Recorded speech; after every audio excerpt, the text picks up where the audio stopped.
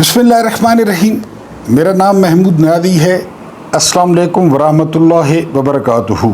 आज के दिन का दूसरा वीलॉग, कुछ आपसे गपशप और ताज़ा तरीन सूरत हाल। सबसे पहले बड़ी अफसोसनाक खबर है और वो खबर ये है कि एक बार फिर KPK वो दोहरी तबाही का शिकार है। आप जानते हैं कि बाजोड़ में जो है वो मिलिट्री ऑपरेशन हो रहा है, वहाँ से लोग बेदखल हो रहे हैं, अपना घर बार छोड़ के मुख्तलिफ़ जगहों पे पनाह ले रहे हैं, अपने रिश्तेदारों के यहाँ पनाह ले रहे हैं। उस पे जो दोहरी तबाही आई है वो है सैलाब, यानी दीर में, बुनेर में, यहाँ पे सूरत हाल बहुत ज़्यादा ख़राब है। और एक KPK गवर्नमेंट का जो हेलीकॉप्टर है वो भी क्रैश कर गया है, उसमें 2 पायलट्स शहीद हो गए हैं और 3 अफराद वैसे शहीद हुए हैं। और KPK गवर्नमेंट ने कल यौम स्याह का ऐलान कर दिया है। मजमूई तौर पर अभी तक जो नुकसान हुआ है बताया जा रहा है कि तकरीबन 148 अफराद जो है वो शहीद हो चुके हैं और बहुत सारे घर और मवेशी बह गए हैं। अब जानते हैं जितनी महंगाई है, जितने हालात ख़राब हैं, फिर ऊपर से ये आसमानी आफत। लेकिन इस बार कहा जा रहा है कि जो इमदादी सरगर्मियां हैं वो बड़े वक्त पर शुरू हुई और जो रेस्क्यू 1122 वाले हैं वो भी, और जो KPK के वज़ीर आला के 2 हेलीकॉप्टर्स हैं वो भी इमदादी सरगर्मियों में हिस्सा ले रहे हैं। इसके अलावा पाक फ़ौज के जवान भी लोगों को बचाने में मदद कर रहे हैं। तो हमारी दुआ है कि अल्लाह पाक KPK पर और हमारे पठान भाइयों पर रहम करे। उसके बाद जो दूसरी खबर है वो ये कि एक बार फिर मुख्यमंत्री जो नवाज शरीफ की कुड़ी हैं, उन्होंने तकरीबन 1 फुट से लंबा गिलास वो हाथ में पकड़ लिया है। और तबसरा निगार कह रहे थे कि ये कोई अच्छा साइन नहीं है कि फिर उन्होंने गिलास पकड़ लिया है। ये ऐसा लानती टोला है कि ये इमरान खान पे इल्ज़ाम जो है वो लगाते हैं जादू टूने का, कि वो जादू टूने पे यकीन रखते हैं। और ये बड़ी ढटाई के साथ जो है वो गिलास हाथ में पकड़ के आज जापान रवाना हो गई। और अंदाज़ा करें कि चार्टर्ड जहाज़ पे, यानी KPK का भी जो है ना एक वफ्द गया है, वो थाईलैंड की एयरलाइन से गया है और जो है ना उन्होंने इकॉनमी क्लास में जो है वो सफ़र किया है। लेकिन ये आपको पता है फिर मखसूस हलकों की लाडली है, ये चार्टर्ड जहाज़ पे जो है वो जापान गई है और वहाँ पे जिस होटल का बंदोबस्त किया गया है वो कहा जा रहा है कि जापान का महंगा तरीन होटल है। लेकिन आप जानते हैं कि सारे पैसे जो है वो सरकार के होते हैं और ख़जाना लूटने में और लुटाने में इनका कोई सानी नहीं है। उसके बाद 14 अगस्त गुजर गई, लेकिन उसके आफ्टर शॉक्स जो है वो अभी तक महसूस हो रहे हैं। पहली बात, जो कायद आज़म मोहम्मद अली जिन्ना को नज़रअंदाज किया गया 14 अगस्त से पहले, और 14 अगस्त वाले दिन फील्ड मार्शल साहब की तारीफ़ें की गई। हमें उनकी तारीफ़ पे कोई इतराज़ नहीं है, लेकिन कायद आज़म को जो है वो बुरी तरह नज़रअंदाज किया गया। उसके बाद जो कंट्रोवर्सी बनी वो ये बनी कि जो अवार्ड जो है ना वो गले में डाले गए, वो अवार्ड कम थे और पट्टे ज़्यादा लग रहे थे कि वफादारियों के पट्टे डाले जा रहे हैं। अंसार अब्बासी हो गया, हामिद मीर हो गया, तलत हुसैन हो गए, इसके अलावा जो है ना वो पूरी काबीना हो गई। तो ये एक पैगाम भी दिया जा रहा था कि हमारे बूट पॉलिश करोगे, हमारे तलवे चाटोगे, हमारे तस्मे बंद करोगे तो ये देख ले पूरा पाकिस्तान कि उनके लिए अवार्ड्स भी हैं, उनके लिए तमगे भी हैं। लेकिन इसमें ज़बरदस्त लोग भी थे, मसलन एयर चीफ मार्शल थे, इसमें ज़हीर बाबर साहब, उनको मिला है।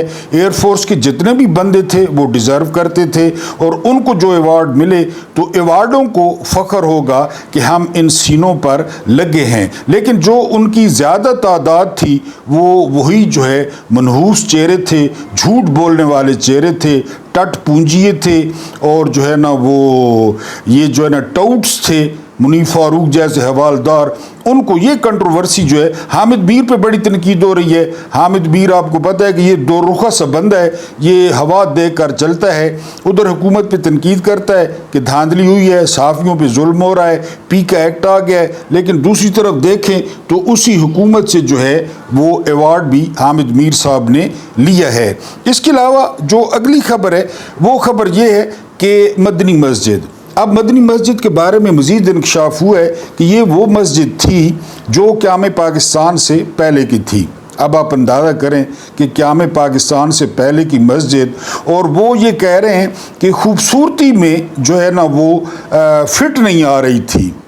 ان لانٹیوں کو یہ نہیں پتہ کہ مسلمان ہونے کے ناطے یہ جو مسجدیں ہوتی ہیں یہ ایک تو اللہ کا گھر ہوتی ہیں، اس میں کوئی شک نہیں ہے، اور دوسرا یہ کہ یہ تو خوبصورتی ہوتی ہیں یعنی زمین کا، اور بڑے زبردست لوگ ہیں، بڑے اچھے لوگ ہیں جو دعوت پر جاتے ہیں، وہاں پہ اپنی پیشانی ٹیکتے ہیں، مسجدوں کی رونق کو بحال کرتے ہیں، مسجدوں کی رونق بڑھاتے ہیں۔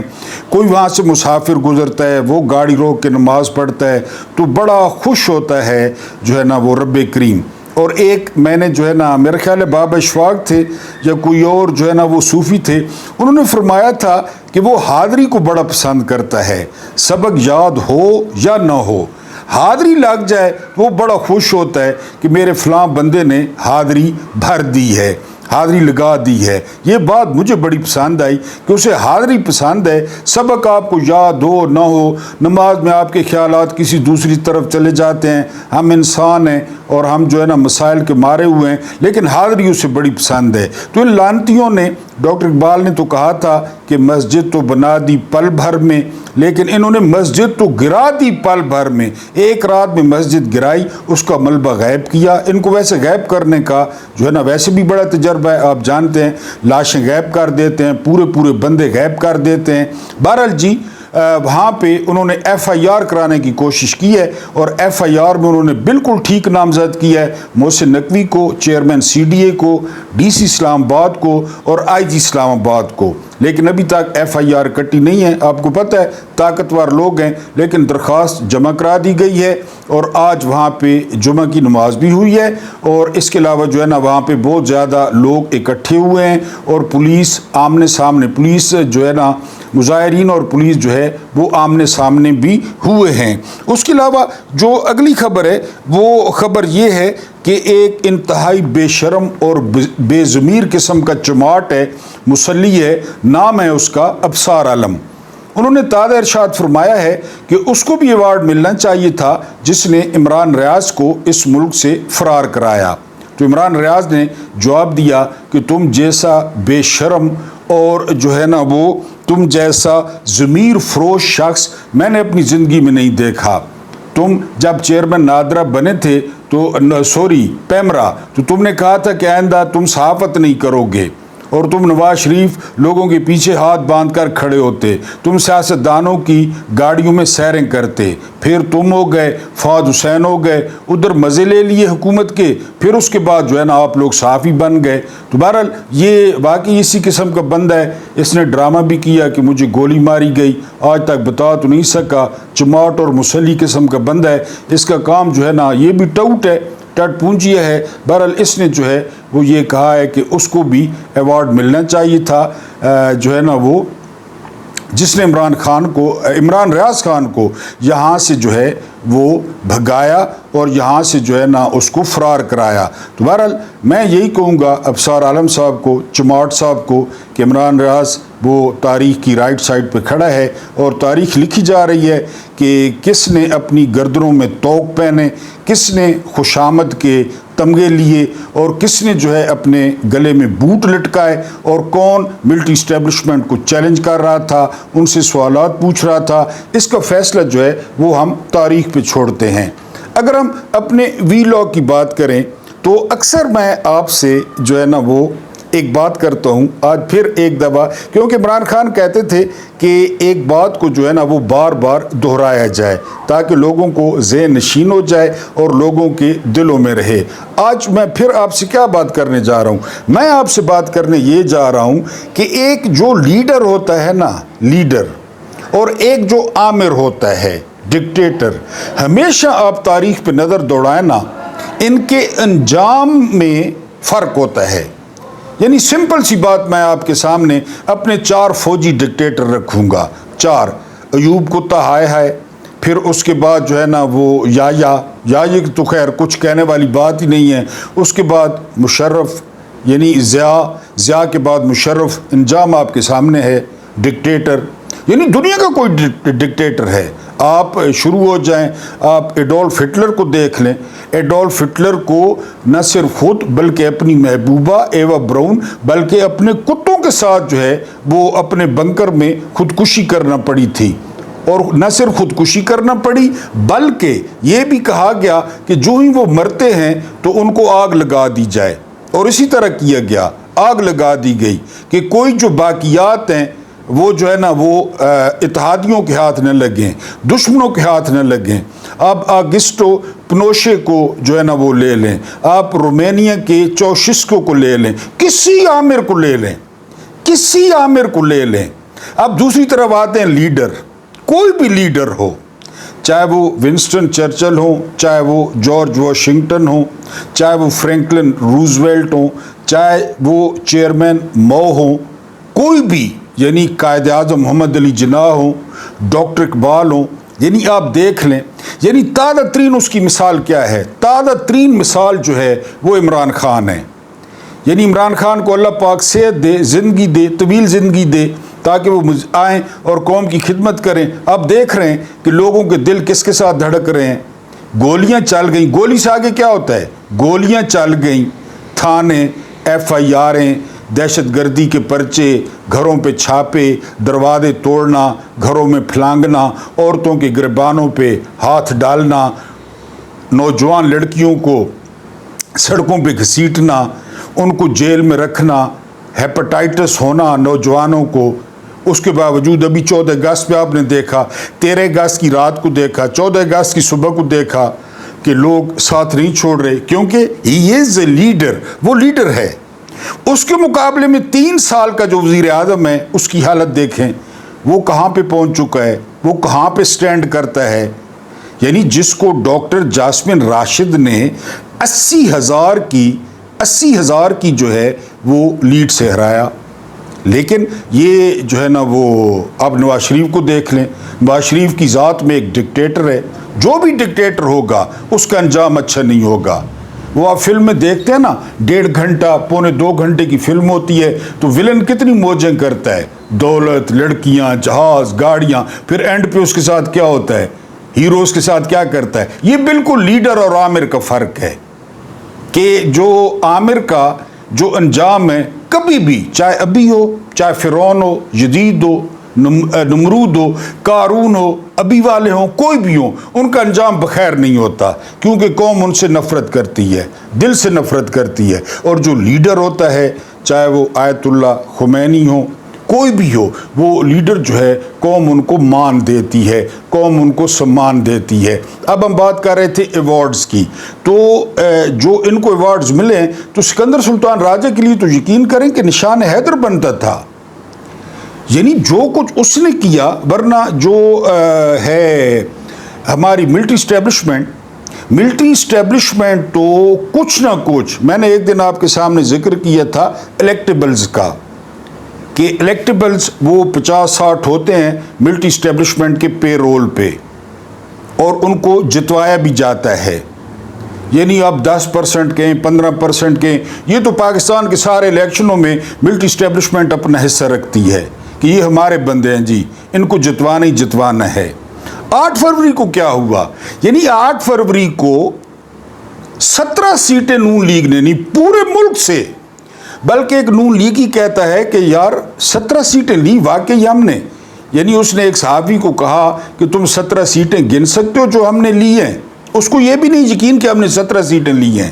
جب ان کو ایوارڈ دیے جا رہے تھے، جب ان کے گلے میں توق اور پٹے ڈالے جا رہے تھے، تو سب سے بڑا ایوارڈ تو سکندر سلطان راجہ کا بنتا تھا. اور پاکستان کا سب سے بڑا ایوارڈ نشان حیدر ہے کہ اس نے راتوں رات، جب رات کو 11 بجے پتہ لگا کہ 180 سیٹیں لے رہی ہے PTI، تو وہ آدھی رات کو نکلا بغیر پروٹوکول کے، وہ ایک گاڑی پہ بیٹھا اور ایک مخصوص جو ہے نا وہ جگہ پہ پہنچ گیا۔ اس مخصوص جگہ پہ وہ جس پمپ کے ساتھ ہم ہوا بھرتے ہیں سائیکلوں میں، وہ اس کے پیچھے لگائی گئی، پمپ بھرا گیا، ہوا بھری گئی، وہ واپس آیا، اس کے پاس فارم 47 تھے، انہوں نے کہا ریزلٹس روک دیں۔ یعنی پاکستان کی 78 سالہ تاریخ کا یہ پہلا الیکشن تھا۔ یاجا نے بھی ایسا نہیں کیا، ضیاء نے غیر جماعتی الیکشن کرائے، وہ بھی اس طرح نہیں تھے جو سکندر سلطان راجہ نے کرائے۔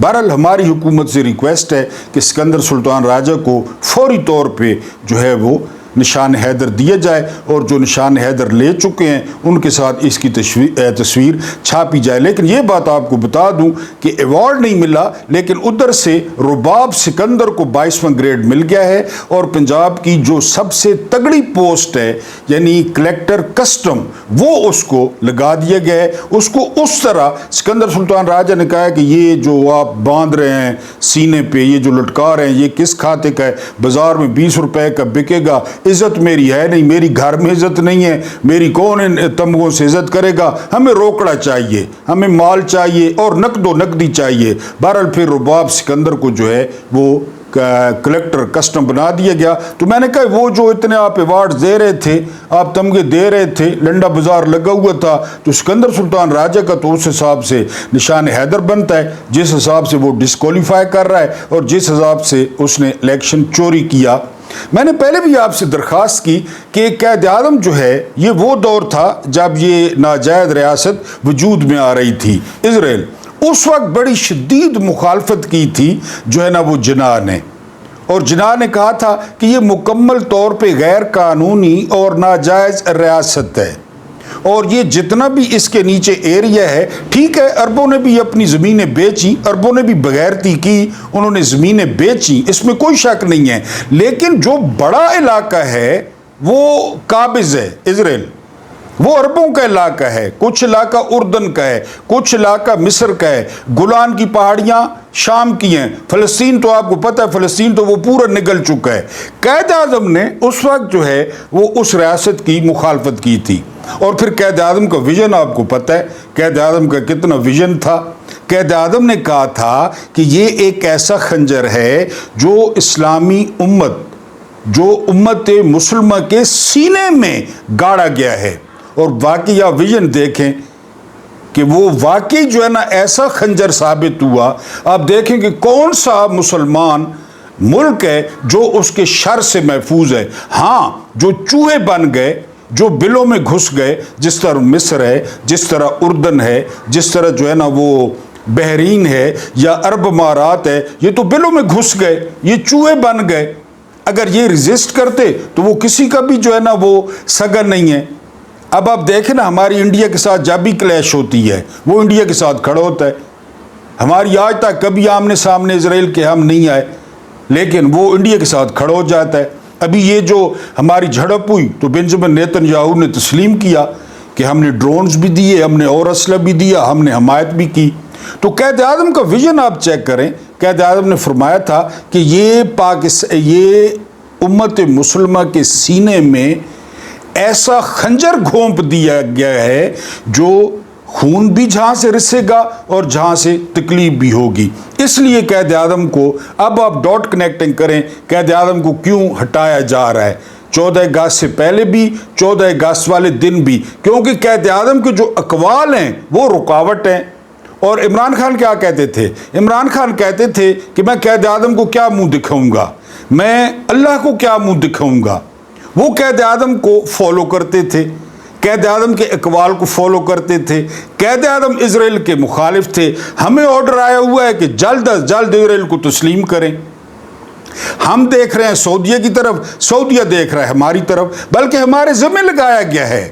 انڈونیشیا ہمارے ذمہ لگایا گیا ہے، ایران ہمارے ذمہ لگایا گیا ہے، ملیشیا ہمارے ذمہ لگایا گیا ہے کہ آپ ان کو بھی کنونس کریں اور جو ہے نا وہ اسرائیل کو تسلیم کریں۔ اس لیے قائد اعظم کو جو ہے کہ جی قائد اعظم عمران خان کو جس طرح غائب کیا گیا لوگوں سے، نہ عمران خان کی تصویر آ سکتی ہے، نہ عمران خان کی آپ بات سن سکتے ہیں کہ لوگ عمران خان کو بھول جائیں گے. بھول گئے ہیں. عمران خان تو قائد اعظم کے مقابلے میں کچھ بھی نہیں ہے. قائد اعظم نہ ہوتے تو نہ پاکستان ہوتا، نہ عمران خان ہوتا. تو یہ اب اس چکر میں ہے، نیا مطالعہ پاکستان لکھنے کے چکر میں ہے. پہلے بھی جھوٹا لکھا، اب مزید جھوٹا. اس میں مکھیہ منتری کی ماں ہو گئی، بے نظیر ہو گئی، حاکم علی زرداری ہو گیا. یہ لوگ آ رہے ہیں.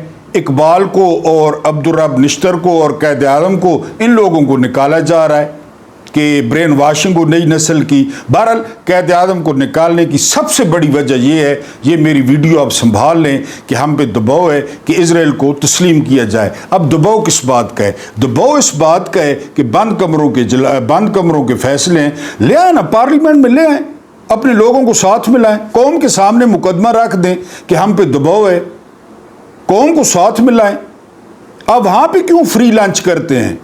اب وہاں پہ کیوں جو ہے نا وہ سلائس اور چٹنیاں کھاتے ہیں بند کمرے میں؟ یہاں قوم کے سامنے مقدمہ رکھیں کہ جی ہم پہ دباؤ ہے، ہماری حمایت کی جائے. ادھر آپ الیکشن چوری کر کے بیٹھے ہیں. تو یہ اصل جو کہانی ہے وہ یہ ہے.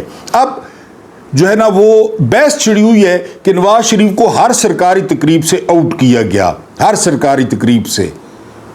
اب یہ کیا وجہ ہے؟ یہ وجہ یہ ہے کہ ماچو بین بننے کی کوشش کی نواز شریف نے.